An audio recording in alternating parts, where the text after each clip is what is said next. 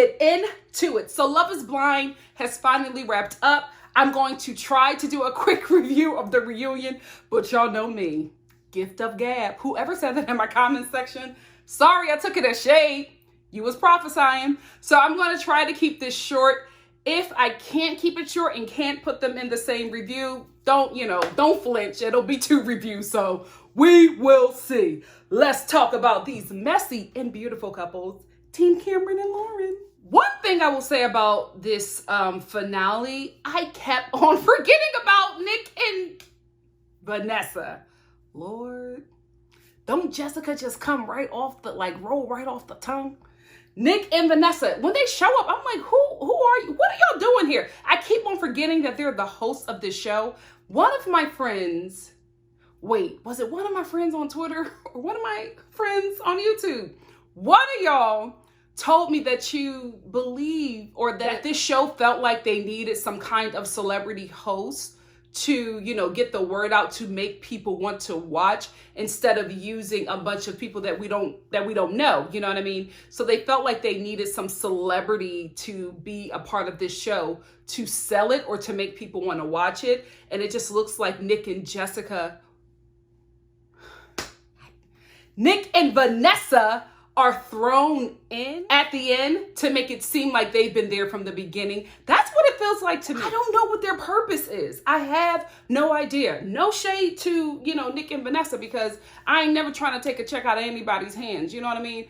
But I just did not think that they were necessary. I will say this, because they are on and popping right now, and they probably will not request the same rate as Nick and Vanessa.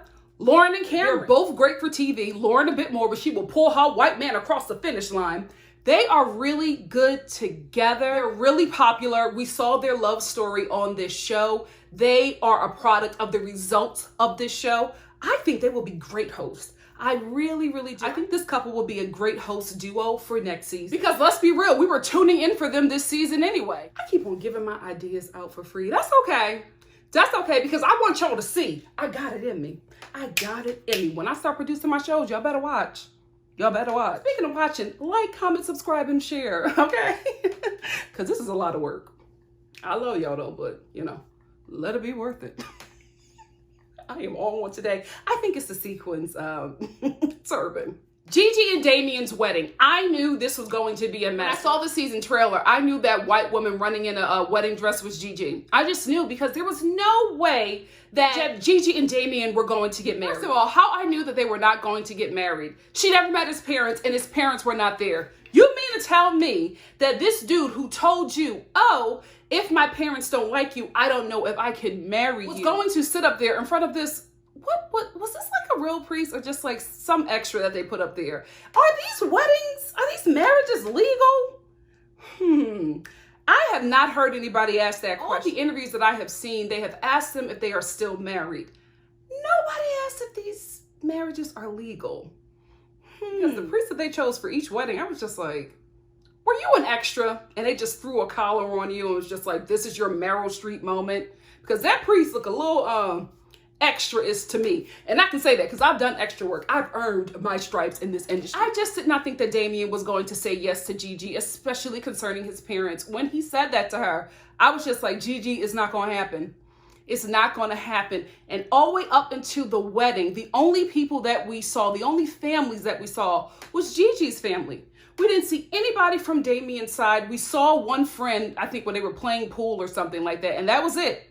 That was it. That to me was a sign right there. I think Gigi just wanted the fairy tale. I think she is the type of person who chases stuff that looks good. Even if up to the moment everything is falling apart, she still wants to have that moment. But Damien is not that guy. And I was just kind of disappointed that he got, some cojones at the altar. The whole relationship, she was beating you up. And then at the altar, you're just like, I'm going to find my voice and walk away. I felt bad for her in that moment. I really, really did. Because we get this whole buildup. She's getting her makeup done. She's talking to her mom. She's in the mirror. She's dancing with a little wine glass. And, she has her veil on. She's, again, living in this fairy tale moment. I felt like, I know this is a show, right? But I still felt like he could have went there and talked to her because Barnett and Amber were talking right before. I felt like he could have told her, I'm not sure. I don't know if this is going to work, instead of making her believe all the way up until he said no at the altar that this was going to happen, because Gigi didn't have any doubts. She thought this was it. That's my only issue with Damien in this. It's just you never let on that this probably might not happen, because you were always the one making sure Gigi was in it. So we're all thinking that you're all the way in it, not Gigi. And then come to find out Gigi is ready and you were like, nah, I'm not gonna do this. You know what? It kind of did make sense though, because after that sex comment, ooh, I didn't know how he could come back from that one. You notice how you're always saying this is the best sex of your life? Did you notice that I don't say the same? Someone please call 911. I was just like, oh, hell no. Does he have a sister? Because I would have fought her. Don't you dare talk about my brother's dick. What sister was that? Nikki, let me take this off. Something's happened. You know, aside from Gigi, you know who took this really hard? Her mother. Her mother broke down. So Damien tells Gigi that he cannot do it because he doesn't know if she's all the way in. Makes sense, right? I agree with everything that he said. I just wish he would have let her know that he had some apprehension, because this whole time we all thought that Gigi would have been the one to say no. So when she said yes, I was just like, oh, so somebody gonna have to say no, and it's gonna be you, Damien. But I didn't think it would come from him, right? My only issue with him was you didn't let her know, bro. Well, maybe because he was too busy getting beat up. He just didn't have the time. So anyway, Gigi takes off running. She slips and she falls. Her mother finally finds her on like some rooftop parking lot. And Gigi is just staring off into, you know, space, right? And then her mom comes and checks on her. And as soon as her mom starts talking to her, she starts breaking down. And then Gigi is comforting her mom. I think that Gigi was looking at her mom the way she was looking at her because she didn't like the fact that she stole her moment. You know what I mean? Because Gigi turned around, you know, and started talking to her mom. And her mom started breaking down. And Gigi was like, okay, it's all right, Mom. It's all right. It's just like, oh, Gigi don't like that. This is her moment. How dare you take this moment from her? But her mother was really heartbroken. Which leads me to believe that this is just real. This show in all its wackiness is the real deal. That's a really good reality TV show. That's a really good show, man. This is how you do it. I'm sorry, The Bachelor. I did not care. Like, anything that happened with The Bachelor since I started watching this show, I'm just like, I don't want to watch this mess because it's all fake and contrived, but this right here, real life is a mess. That's what I keep on telling these reality TV producers.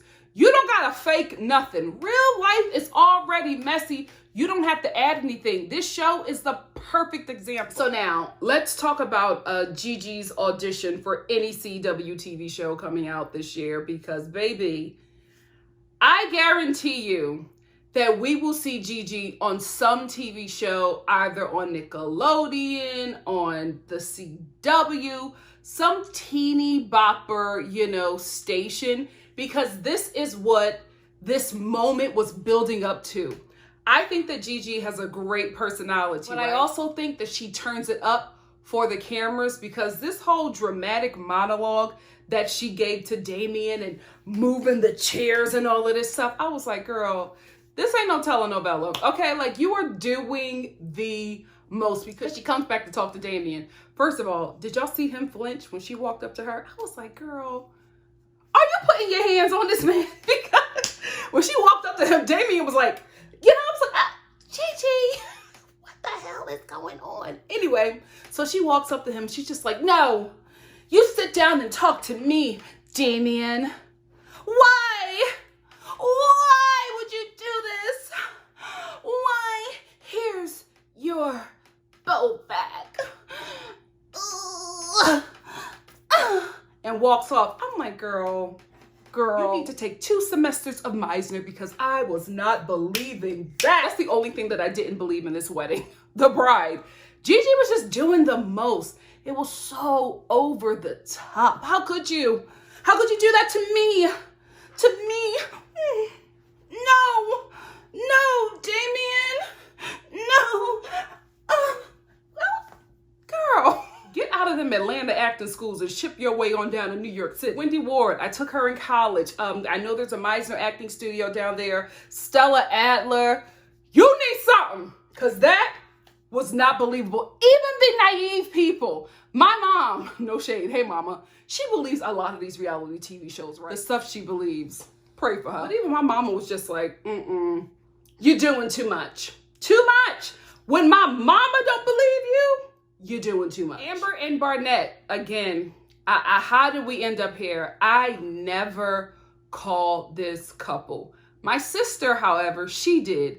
And I was just like, what do you think it is? And she was just like, they are this fraternity couple. They're those college party people. So they have this sense of fun and adventure. They're adults, but not quite grown up yet. So these two are both enjoying the youthfulness that they have and the sex. So that's what it is. It's this party mentality and it's sex.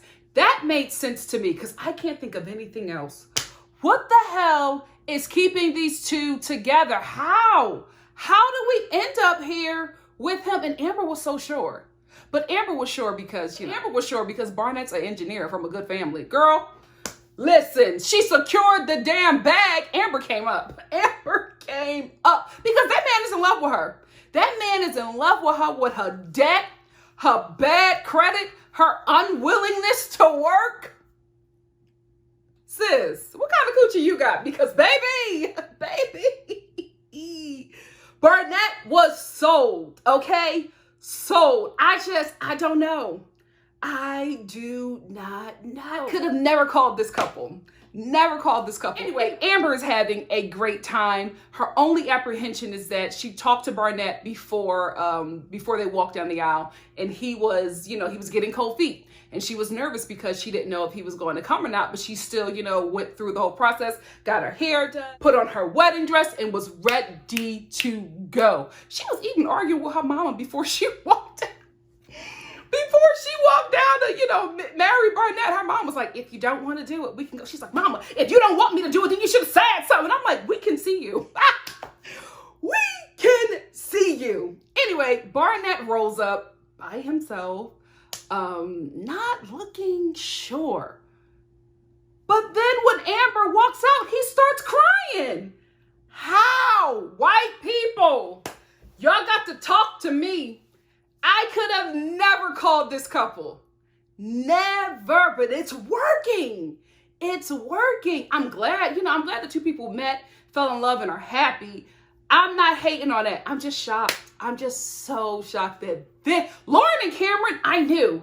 Barnett and Amber, never saw it. Never saw it. Like, never saw this love. He is like crying when he sees her. He can't keep it together.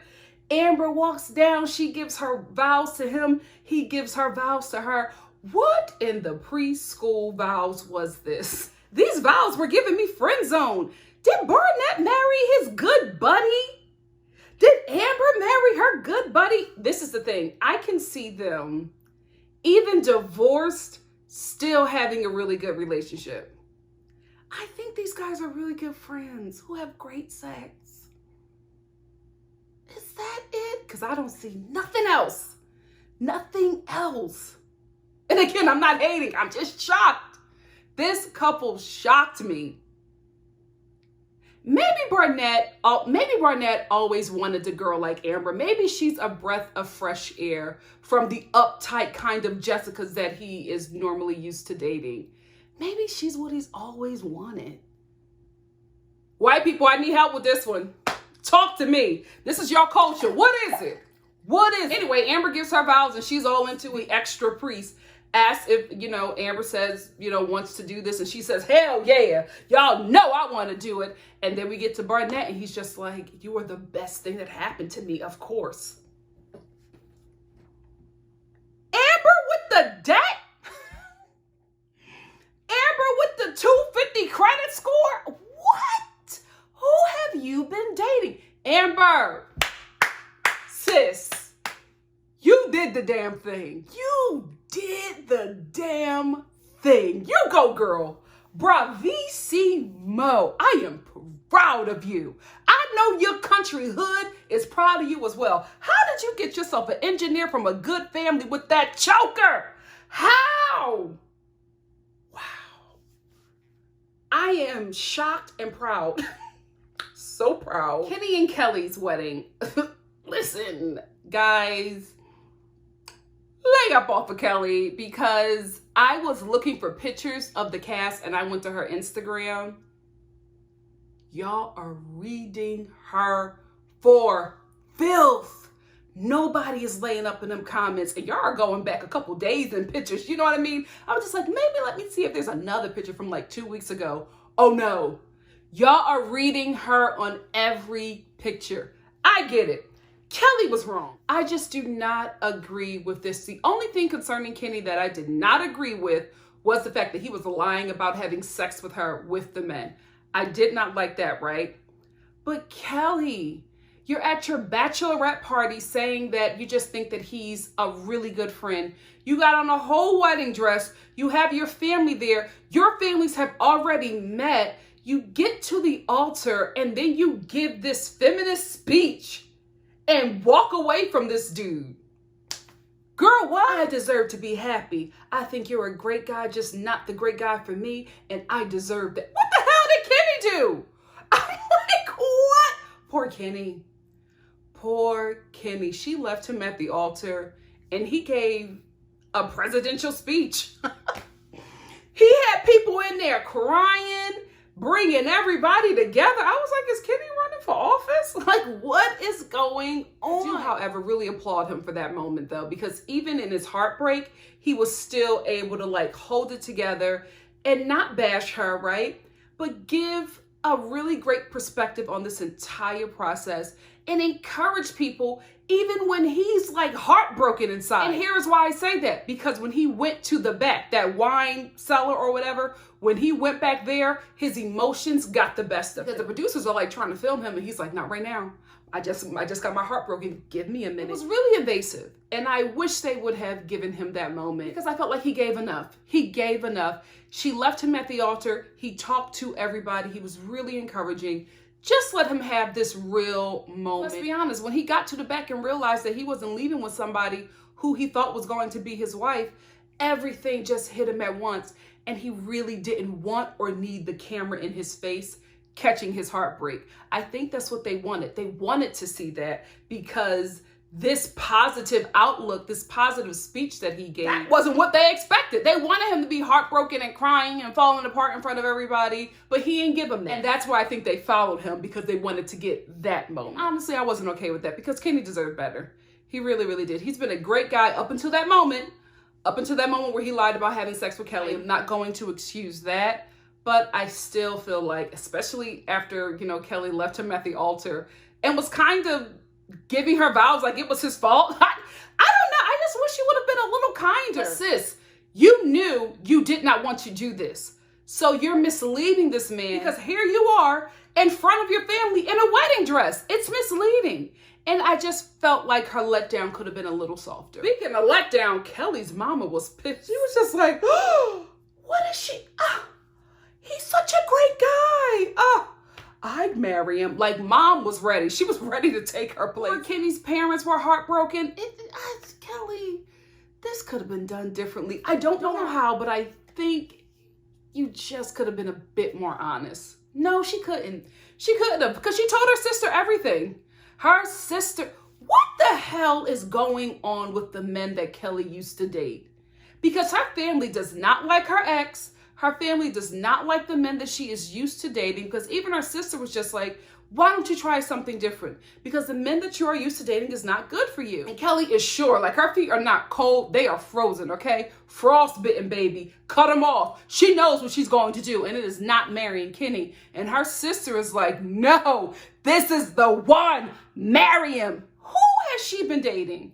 Because for her family to want, even though Kenny is a great guy, the fact that they were so passionate about her marrying him and not going back to her ex or bringing in a kind of guy that she used to date, something tells me that she was dating some bad boys?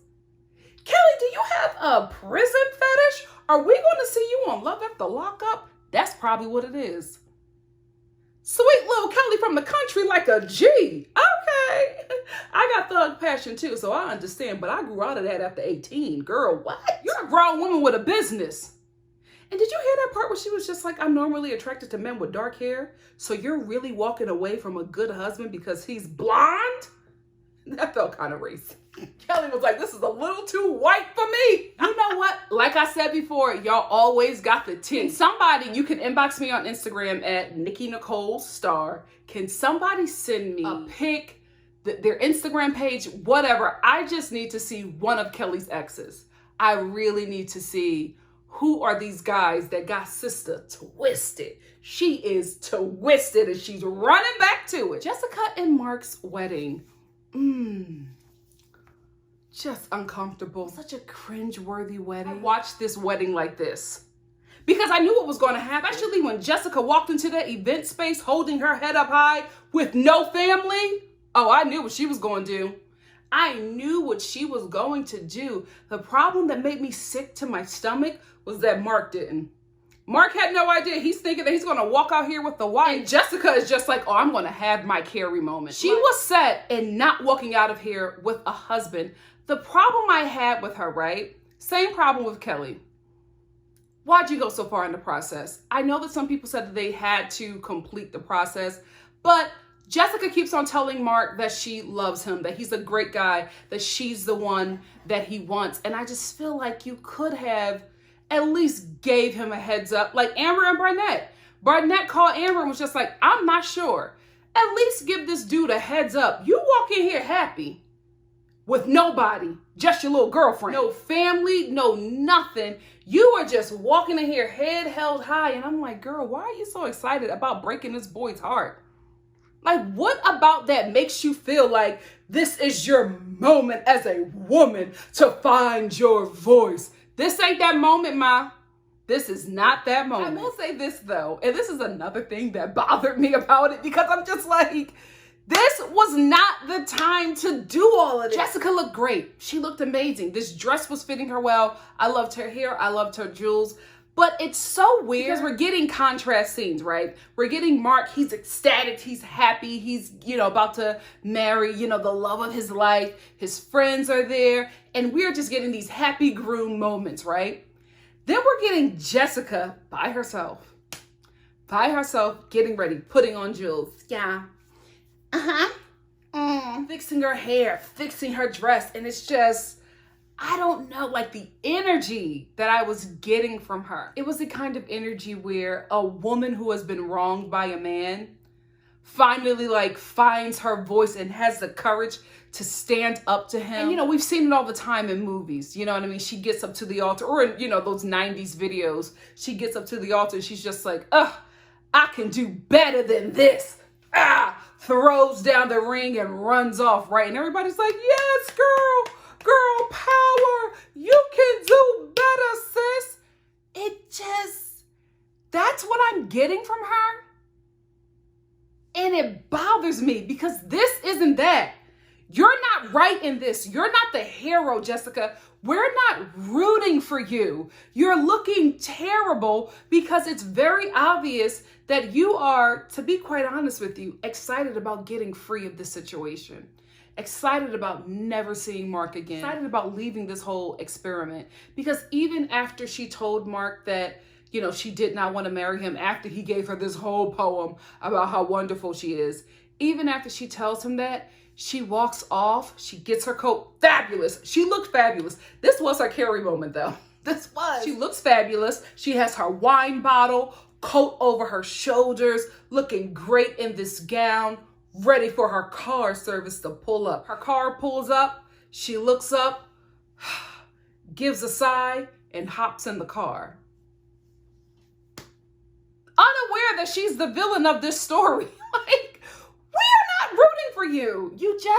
She just looked terrible while looking fabulous. And is it me? Or did you guys also notice that Mark's mom was a little lit at this wedding? Mother barely made it through the vows. I was like, somebody had too much of the celebration champagne. So we're saving the best for last. Saving the best Lauren and Cameron, unavailable to signature wedding. Your real wedding. Because this is, I don't think. Did y'all get a license? Or the baby shower? Lauren and Cameron, this wedding, we were finally able to see everybody in the glam squad. And then it finally made sense to me why all the non-black people were in blackface. Okay? Can we talk about it? Amber and Jessica, hella dark. Kelly was a person of color at her wedding. I'm like, what the hell is going on with the makeup? And I realized it's a black person. Listen, all of these weddings was sponsored by Black Opal, okay? It's just like, everybody is a really Zork.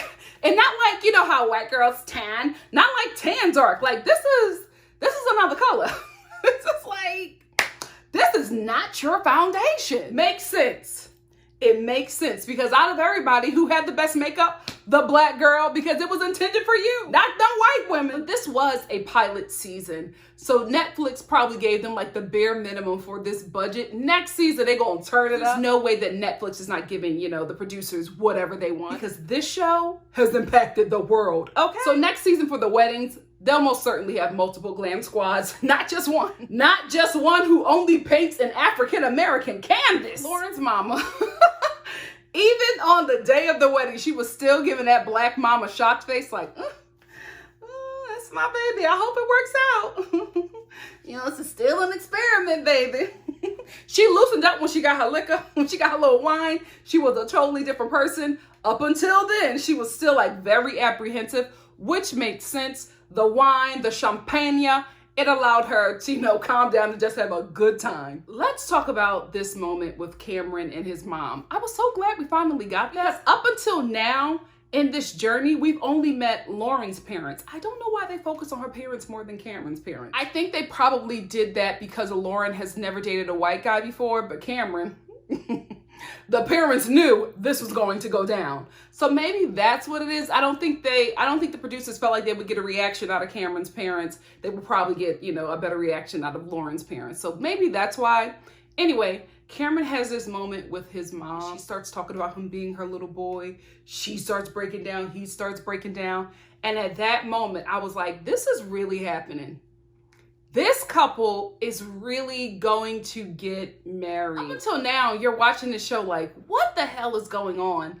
But then you see Lauren and Cameron and you're just like, I can feel this. Like, this is real. Like, this is the real deal. And his mother, when she sat down with him and she was just talking to Cameron, I was just like, oh my gosh, she's giving him the speech. This is the speech that parents give their children when they're about to, you know, marry their partner and become, you know, their own family. She was literally releasing her son to Lauren. I wasn't right. We were all, my sister, my mom, we were all on that couch like, oh my God.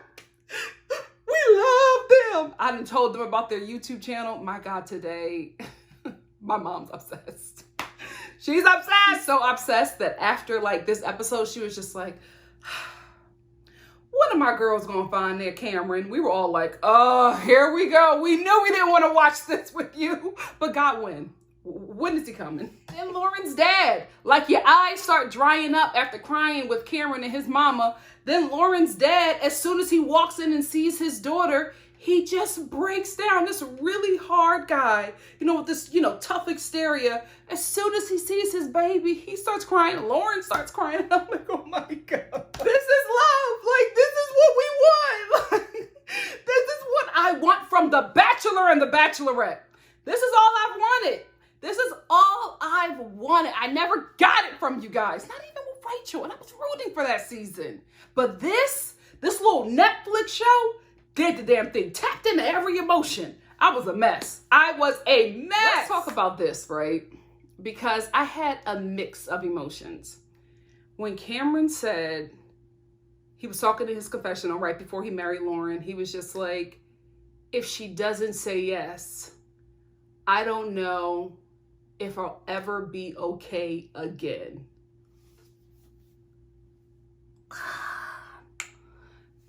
It was beautiful with a dash of creepy.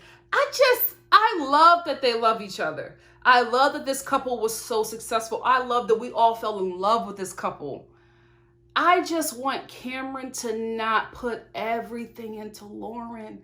Or maybe this is what love is like. Is this what marriage is like? The fact that he said that he doesn't know if he'll ever be okay again. Nobody should have that kind of power over you, bro. Although I love that you love her. You know what I mean? Like, I love, let's be real. A lot of us dark-skinned sisters was watching this like, yep, we deserve love too, right? So I'm watching this and I'm living vicariously through Lauren. But I'm just like, Cameron, I want him to love her like this, right? But I also want him to be okay if this doesn't work out. I mean, give yourself, if it doesn't work out, give yourself time to heal. But the fact that he said that, I was just like, nobody should have that much power over you, even in a marriage. What do you guys think? Especially the married people. Let's talk about it in the comments section. Now let's get to the wedding. When Lauren walks down the aisle and Cameron sees her and he cannot keep it together. Guys, I don't know what it is about this couple, but it just feels like they have been dating for a very long time. Like, for their journey to have been, 10 weeks in their hair? This show was made for them. This show was made for this couple. They are giving me soulmates. They are giving me, what is that scripture? I know it by heart. Is it Jeremiah? Before I placed you in your mother's womb, like I know the thoughts that I have for you, thoughts of good. I'm mixing up Jeremiah, but y'all know, you Christians, y'all know what I'm talking about. I just feel like these two were literally made for each other. God was just crafting Lauren and crafting Cameron in the same hand. Like these two just work. What the hell is this? Are we so jaded that we are just not used to seeing love like this? Because I'm floored. I'm ecstatic. I want something like this. But I am just so shocked that they were able to get here in such a short period of time. They feel like they've been together for so long. Oh, I can't believe, I'm shocked. And then their vows.